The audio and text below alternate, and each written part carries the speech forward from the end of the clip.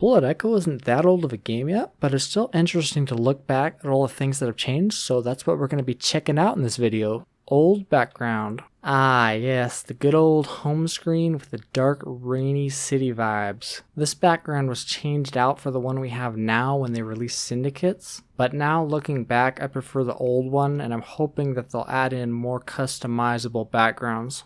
Tank heroes use different weapons. So for whatever reason, when the game was really new, the weapons tanks used were all mixed up from what they are now. Bastion used Dragoon's weapon, Dragoon used Smog's, and Smog had Bertha's weapon. Even though on the home screen, it still showed them using their current weapons. And now when you look back at it, it just looks really funky. Map voting. You weren't actually able to vote for a map, but instead you and your team got to vote for which section of the map you wanted to spawn at, which was overall a pretty cool concept, but it's gone now.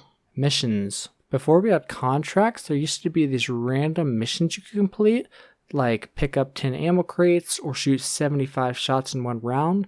When you would complete these, you would get a small reward, and when you complete 7 of these missions, you can unlock a mission chest, which gives even more rewards. Honestly, this was a really cool feature, and although we did get contracts instead, I think it would be kind of nice if we could have both. Invisibility being completely broken. Ah, the good old days of every game being filled with ghost and instantly getting killed whenever a ghost came out of invisibility. You might think ghost is broken now, but back in the day there used to be no delay to when ghost could shoot after coming out of invisibility, which was so broken the game wasn't even fun sometimes. With some heroes you could be looking right at where the ghost was, and when he came out of invisibility you still would die. No bullet penetration. This change is relatively new, but I thought I'd include it anyways. Back before this update, walls had no density, so you could just hide behind a big old wall with Slayer and still be able to shoot through it. And it also gave density to heroes, which I wasn't sure about at first, but it's definitely a good change to prevent stuff like this.